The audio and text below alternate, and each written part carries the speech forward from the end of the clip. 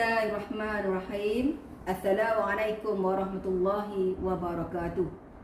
Saya Puan Rafidah binti Omar selaku penolong kanan pentadbiran Sekolah Menengah Kebahasaan Pokok Sena ingin menjelaskan tentang pakej mata pelajaran menengah atas untuk tingkatan 4 sesi 2022 dan 2023.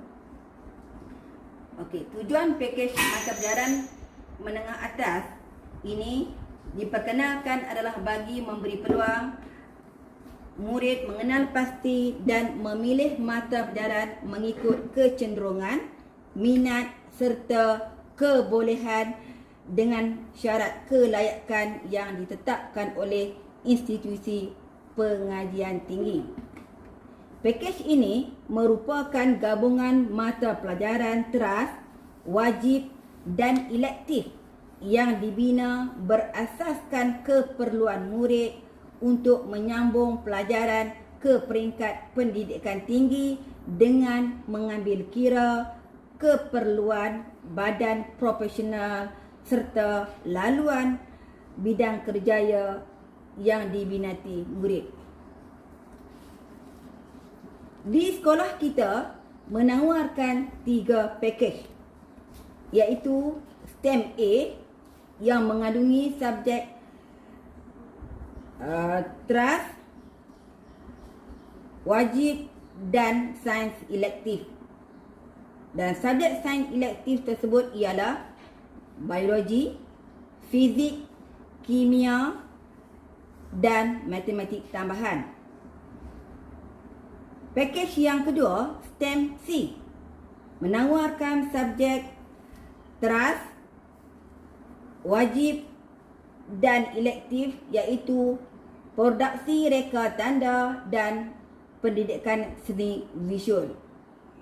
Sementara pakej yang ketiga ialah kemanusiaan dan sastra iktisas.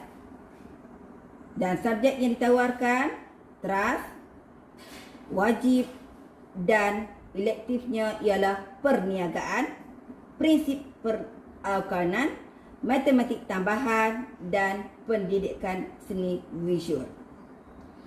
Okey, semua kelas akan mengambil subjek teras iaitu bahasa Melayu, bahasa Inggeris, matematik, sains, pendidikan moral untuk pelajar yang bukan beragama Islam dan pendidikan Islam, serta mata pelajaran wajib, pendidikan jasmani dan pendidikan kesihatan.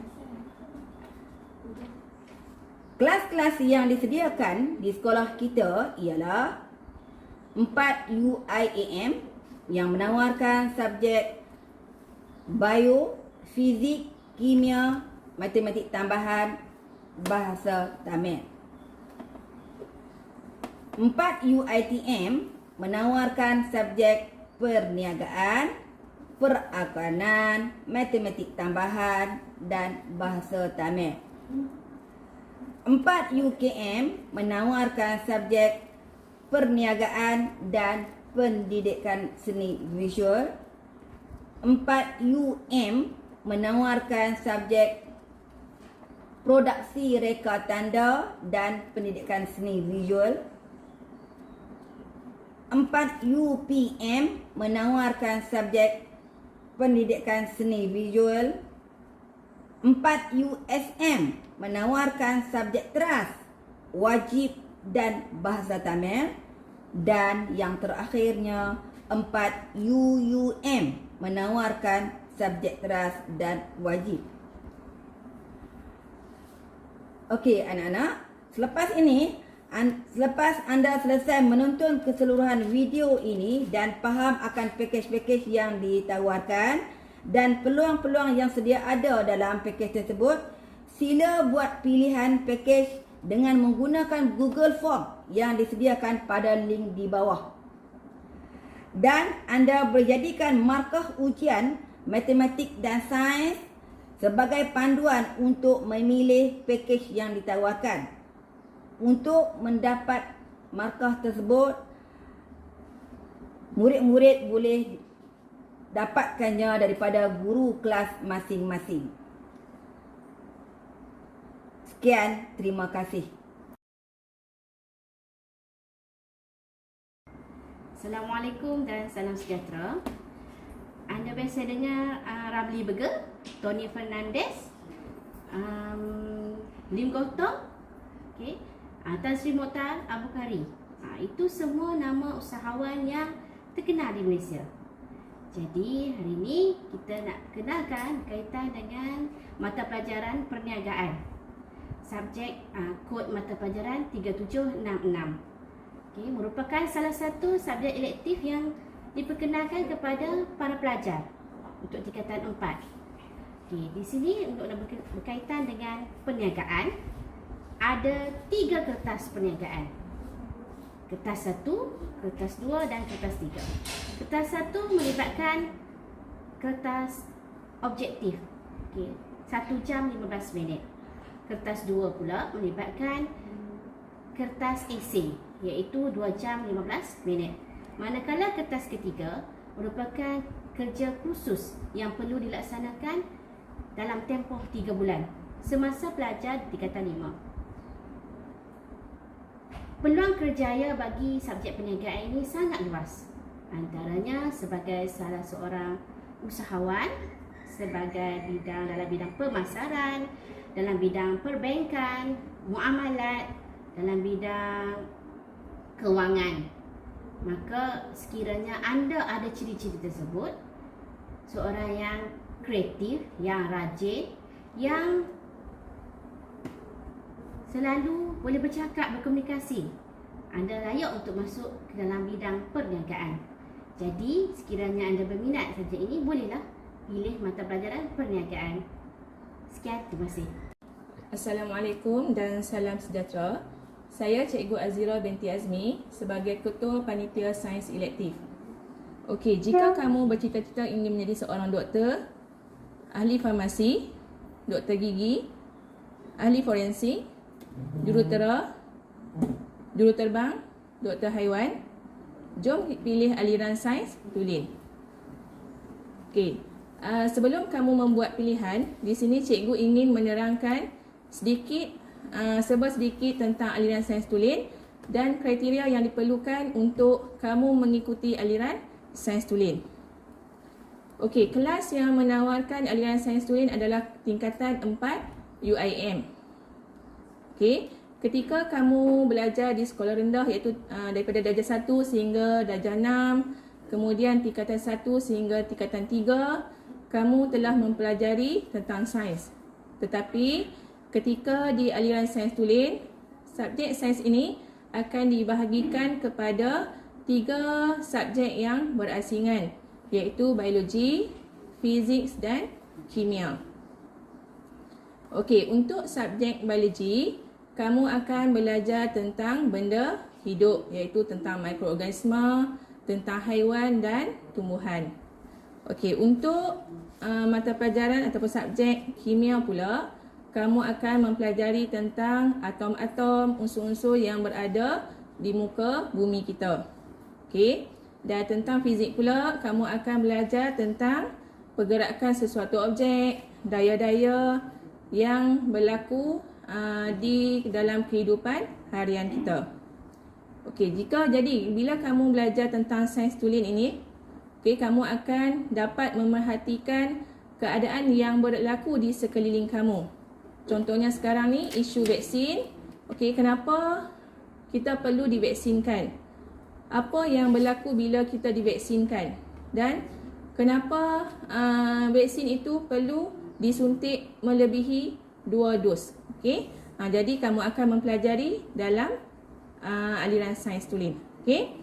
Seterusnya cikgu akan terangkan format tentang peperiksaan SPM bagi subjek sains tulen ini secara keseluruhan untuk subjek biologi, fizik dan kimia. Okey, formatnya terbahagi kepada 3 kertas. Kertas pertama iaitu kertas 1 ialah soalan objektif, iaitu sebanyak 40 soalan objektif. Masanya adalah 1 jam 15 minit. Okey, kertas 2 iaitu soalan struktur dan esei. masanya adalah 2 jam 30 minit. Dan kertas 3 ialah ujian amali sains secara individu, di mana dia menggabungkan ketiga-tiga amali daripada fizik, kimia dan bio di dalam satu masa, iaitu masanya ada 2 jam 15 minit. Okey. Seterusnya cikgu akan menerangkan tentang kriteria yang diperlukan untuk memilih aliran ini. Yang pertama sekali, mesti seorang pelajar yang rajin. Okey, sebab bila masuk aliran sains kuliah ni, dia pelajar ni kena rajin membaca dan meneroka. Okey. Yang kedua, mesti mempunyai kecenderungan dan minat yang tersendiri terhadap ilmu sains. Okey, jadi minat kamu akan diuji dalam ujian psikometrik, dan dari segi akademik, kamu seharusnya mendapat sekurang-kurangnya grade C dalam mata pelajaran sains dan matematik. Dan untuk pentaksiran berdasarkan bilik darjah, kamu mesti mendapat sekurang-kurangnya tahap penguasaan 4 bagi kedua-dua subjek sains dan matematik. Okey, seterusnya ialah hala 7. Macam mana pelajar aliran sains tulis ni selepas SPM, apa hala 7 yang perlu dia tahu. Okey. So yang pertama sekali ialah seorang pelajar tu boleh apply ataupun memohon program matrikulasi. Okey, bila di matrik nanti kamu boleh memohon aliran sains hayat, yang tu lebih cenderung untuk menjadi doktor, ahli farmasi. Okey, ataupun kalau kamu nak jadi jurutera, kamu boleh mohon aliran sains fizikal. Okey, itu untuk matrikulasi. Yang kedua, boleh memohon tingkatan 6. Okey. Kemudian yang seterusnya ialah program asasi yang dikendalikan oleh pihak universiti. Kemudian kamu juga boleh memohon ijazah sarjana muda perguruan. Okey, yang tu nak jadi cikgu lah. Okey, kemudian politeknik, IPTA, IPTS, dan juga boleh memohon untuk keluar negara, ambil doktor bahagian perubatan pergigian di luar negara. Dan juga yang terakhir, boleh membuat ataupun mohon latihan separa perubatan. Jadi aliran sains tulis ni dia punya hala 7 dia sangatlah luas. Okey. Jadi setakat itu sahaja. Saya harap kamu buatlah pilihan yang terbaik untuk masa depan kamu. Sekian, terima kasih. Assalamualaikum warahmatullahi wabarakatuh dan selamat sejahtera. Saya Cikgu Sarizah binti Samsuddin, adalah seorang guru prinsip perakaunan. Saya akan membicarakan tentang pakej prinsip perakaunan. Kelas yang menawarkan prinsip akaun adalah 4 UiTM, satu kelas sahaja. Kelas ini menawarkan prinsip perakaunan bersama-sama dengan elektif perniagaan dan juga matematik tambahan. Okey, apakah syarat untuk pelajar memasuki aliran perakaunan? Seorang itu mestilah minat mengira, sukakan nombor, rajin berusaha, dan syarat akademik sebaik-baiknya mendapat matematik C pada tingkatan 3, sekurang-kurangnya C. Walau bagaimanapun, jika mendapat D akan dipertimbangkan sekiranya dia mempunyai kriteria seorang pelajar yang rajin berusaha. Okey, mengapakah subjek perakaunan ini boleh membantu di masa depan? Ialah bidang kerjaya yang melibatkan akaun ni sangat luas.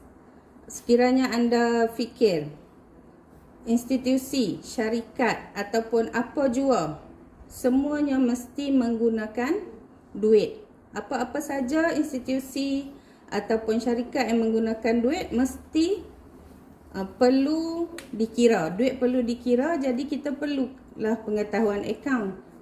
Okey. Di rumah sendiri pun kita menggunakan duit kan. Jadi perbelanjaan keluar masuk duit itulah adalah asas kepada perakaunan, di mana kita kena simpan duit keluar, duit masuk. Jadi apabila dia merangkumi pelajaran prinsip akaun, mengira duit keluar dan duit masuk itu akhirnya kita akan menggunakan teknik-teknik yang akhirnya kita akan dapat satu angka yang dipanggil untung ataupun rugi. Kita perlu mengambil kira perbelanjaan yang nampak, perbelanjaan yang tak nampak. Jadi secara asasnya prinsip akaun ialah tentang mengira untung ataupun rugi. Jadi keyword dia ialah mengira. Jadi pelajar-pelajar perlulah suka mengira jika hendak mengambil prinsip perakaunan. Apakah kelebihan mengambil prinsip akaun di peringkat SPM? Satu, peluang kerjaya yang memerlukan kelulusan prinsip akaun sangat luas seperti yang saya katakan tadi. Yang jelasnya adalah menjadi akaunten, juruwang, pegawai akaun, pegawai bank, pegawai insurans, atau kalau peringkat rendah sikit, kerani akaun, ataupun anda ingin menjadi usahawan, juga anda adalah satu kelebihan jika mahir prinsip akaun. Okey, selain itu, prinsip akaun di peringkat SPM, kerajaan kita telah menawarkan pensijilan berkembar bersama dengan LCCI di peringkat antarabangsa. Apa itu LCCI? LCCI ialah London Chambers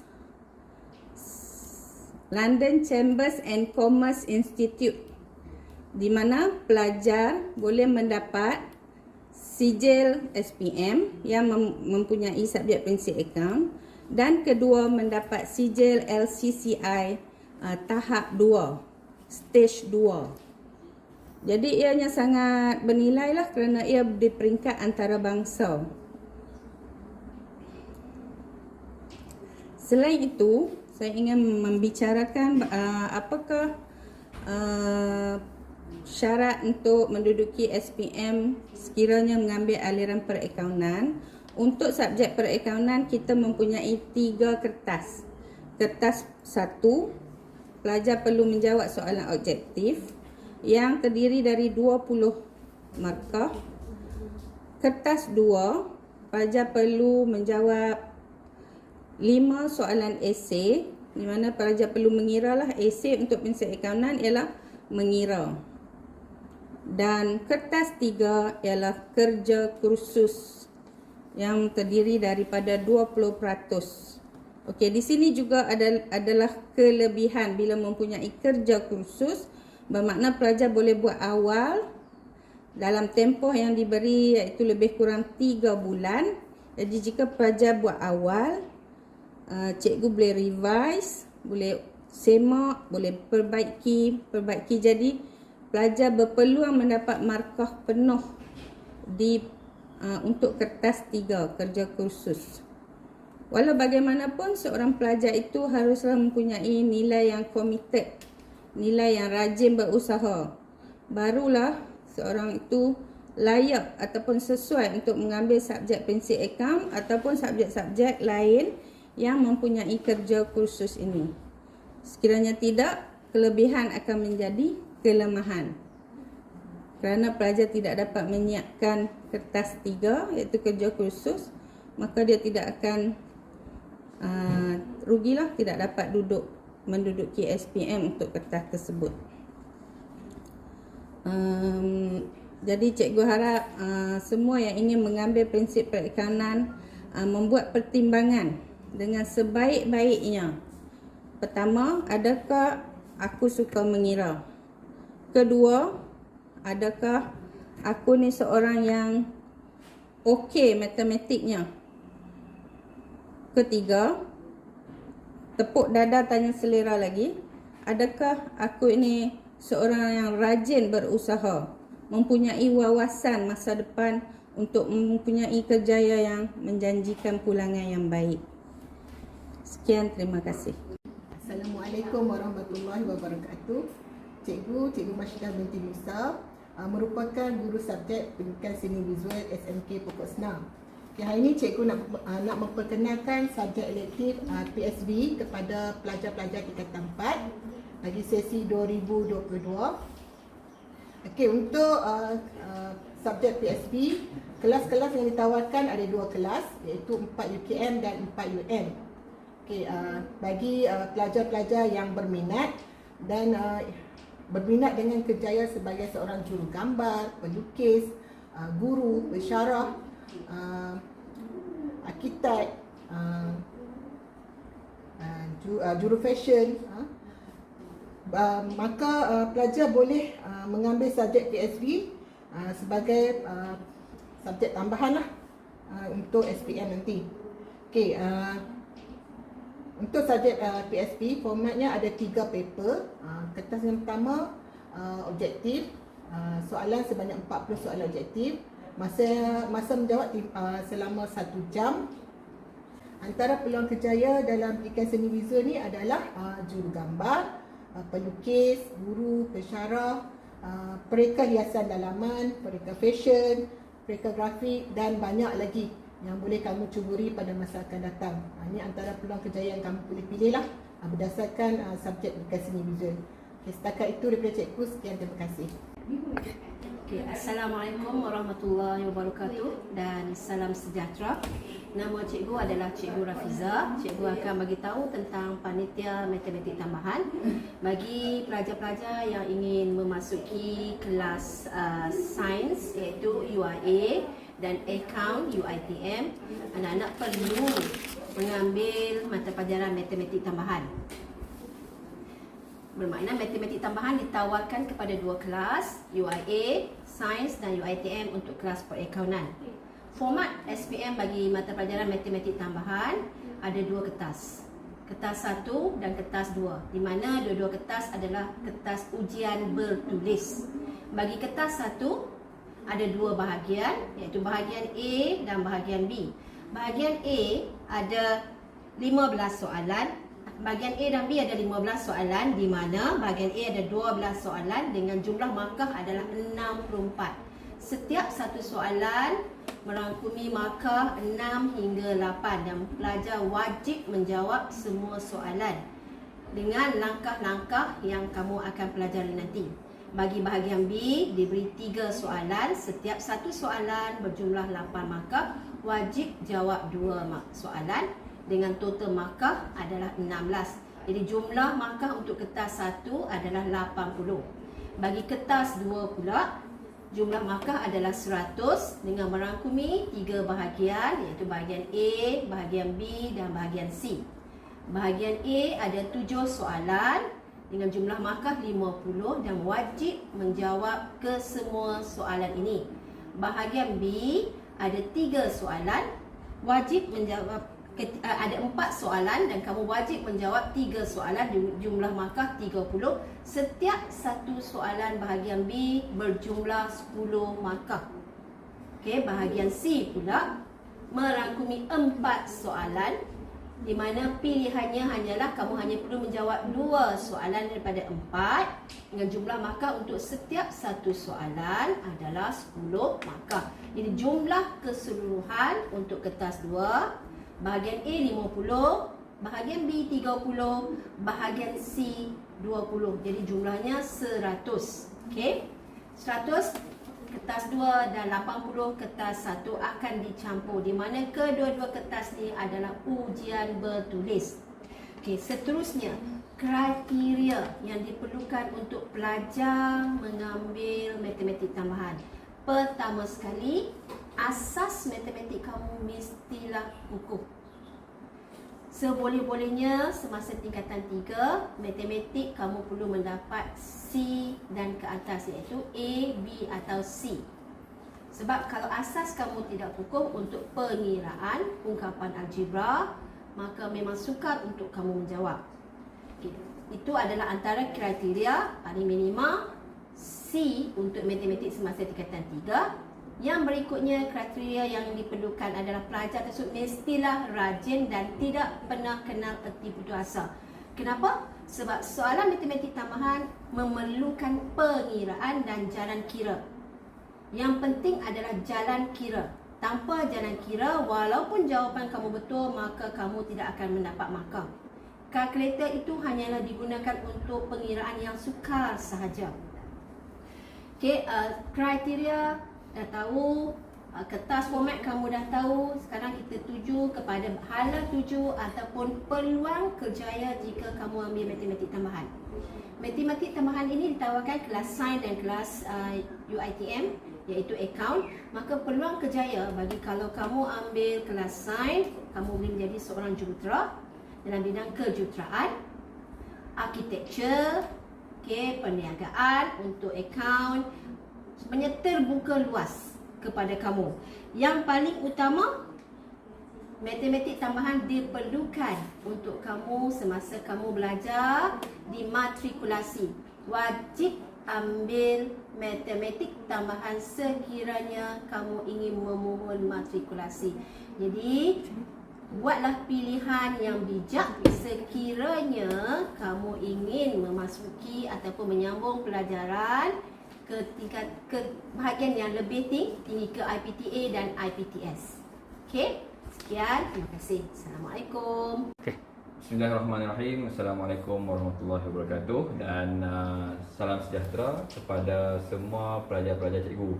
Okey, hari ini cikgu nak terima kasih dululah kepada pihak pentadbiran sekolah dan kaunseling SMK Pokok Senar yang memberi peluang kepada cikgu untuk memberikan sedikit taklimat kepada pelajar-pelajar yang cikgu kasih sekalian tentang MPV ataupun yang dikenali sebagai mata pelajaran seni reka tanda yang telah ditukar kepada produksi reka tanda.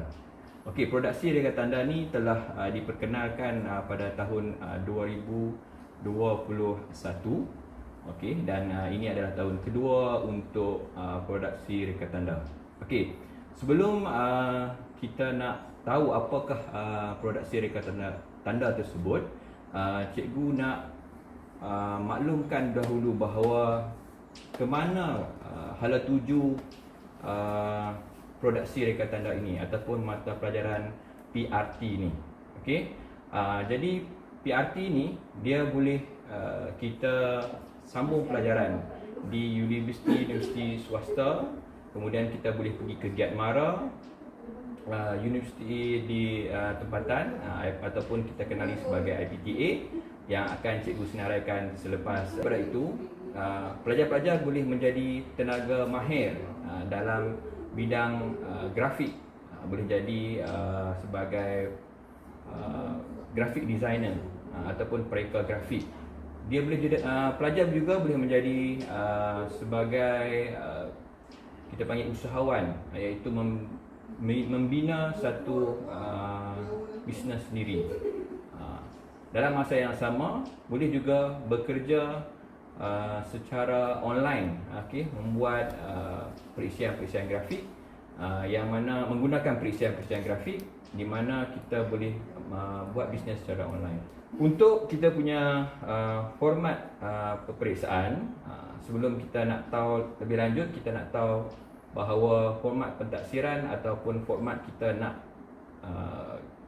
nilai pelajar-pelajar ini adalah dengan cara dua cara, iaitu cara yang pertama kita menggunakan teknik pentaksiran modular ataupun teknik pentaksiran secara kerja khusus.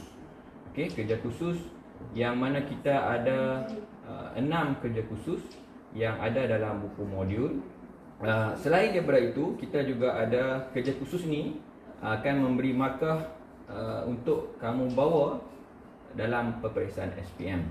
Okey, jadi dalam peperiksaan SPM kita akan ambil peperiksaan secara bertulis selama 3 jam. Okey, dan ini biasanya sama seperti subjek-subjek kerja khusus yang lain. Sebagai contoh PSB, okey, kita ada PSB pun ada kerja ada peperiksaan SPM. PRT juga ada di dalam peperiksaan SPM. Baik, kelas yang kita tawarkan di SMK Pokok Senar adalah kelas tingkatan 4 UM dan 5 UM. So untuk pelajar yang nak masuk nanti ni, dia akan berada di 4 UM lah. Okay. Apakah kriteria yang kita perlukan untuk menjadi seorang pelajar PRT? Ada yang tanya cikgu, saya tak boleh lukis, bolehkah saya nak join PRT? Sebenarnya tiada masalah. Okey, untuk kita panggil masuk dalam kelas PRT ni. Kriteria yang cikgu utamakan selain daripada result kamu yang telah ditetapkan oleh pihak pentadbir, yang cikgu nak adalah kehadiran. So kehadiran ni sangat penting bagi cikgu ataupun mana-mana kerja khusus, sebab kerja khusus kita adalah kerja yang berterusan. Maksudnya hari ni buat sikit, esok buat sikit dan sampai siap lah. Okay, dia ada panggil dalam bahasa Inggeris, dia panggil ongoing process. Proses ni yang cikgu akan nilai. Okay, selain daripada itu, pelajar ni mesti ada disiplin lah. Dia berdisiplin, maksudnya tidak ada masalah-masalah yang mengganggu lah untuk dia nak buat kerja khusus. Bayangkan kalau dia ada masalah disiplin, tak hadir ke sekolah, banyak kerja-kerja tu akan terganggu lah. Okay, kemudian seorang yang rajin. Okay, rajin bila cikgu bagi tugasan ataupun cikgu bagi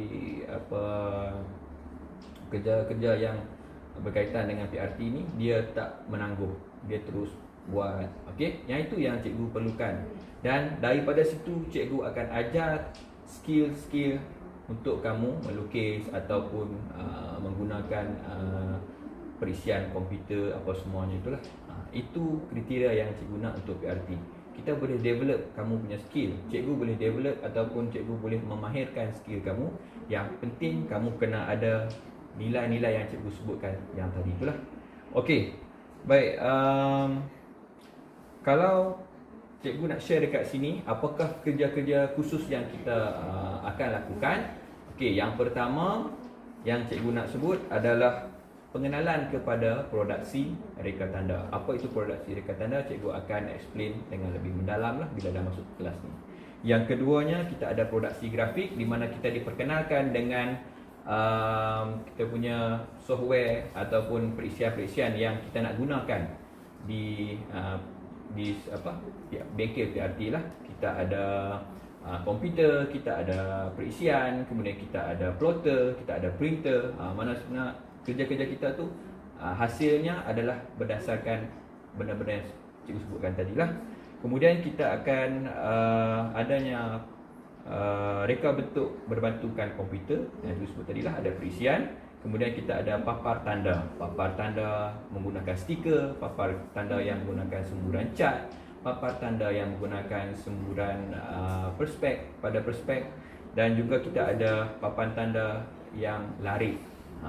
Seterusnya kita ada cetakan digital ataupun kita panggil heat press. Macam mana kita duk buat number di belakang baju kita tu, nombor atlet tu. Okey, yang tu ada kita akan belajar di PRT.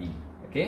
Selain daripada itu kita ada papar tanda berlampu. Okey, papar tanda berlampu ni adalah papar tanda yang kita boleh tengok pada waktu malam. Okey, kita buat tu kita boleh letakkan di kedai ataupun tempat-tempat yang nak tarik perhatian orang. Okey, dan akhir sekali kita akan belajar bagaimana untuk menjadi seorang usahawan. Kalau satu hari nanti kamu rasa kamu nak buat bisnes, okey, kita akan ada cara untuk secara asasnya pengurusan keusahawanan tersebut. So cikgu harap itulah yang cikgu dapat share dengan semua pelajar-pelajar. Okey, sekian, terima kasih.